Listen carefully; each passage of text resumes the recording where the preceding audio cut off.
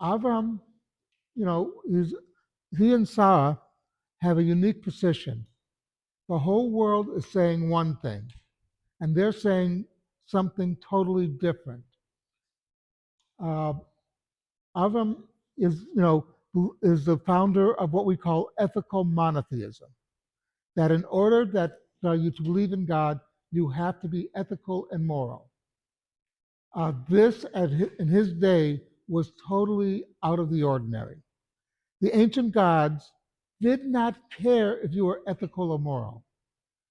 Um, if you ever read the Gilgamesh epic on their version of the flood story, the gods were angry because people were making a lot of noise and there were too many people. So they decided to destroy the world because the Sumerian gods like to party at night. And when you party at night heavily, you wake up in the morning with a hangover. And then these nasty humans were waking up and doing their thing. And after the flood, they said, "Wait a minute, we're stupid. We cut off our food supply because they got their food from the humans." So in other words, they were, you know, in Avram's mindset, God, the God of the Torah, does not eat. Nowhere in the Torah or in Tanakh does it ever say that God eats. God smells the aroma of the offerings. In other words, he's looking at the intent of the people giving the offerings, and the offering has to be legally yours. You cannot steal and give an offering.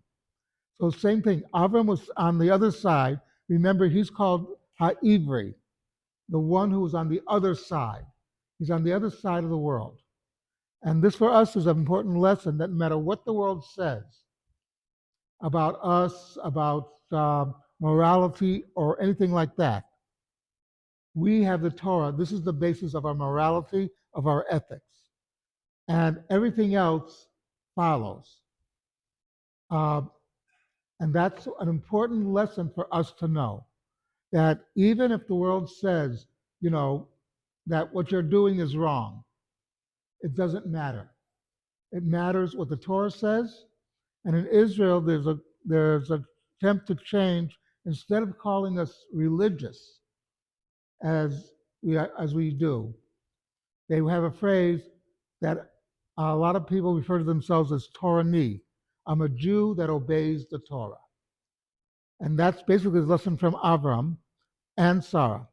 Something to think about.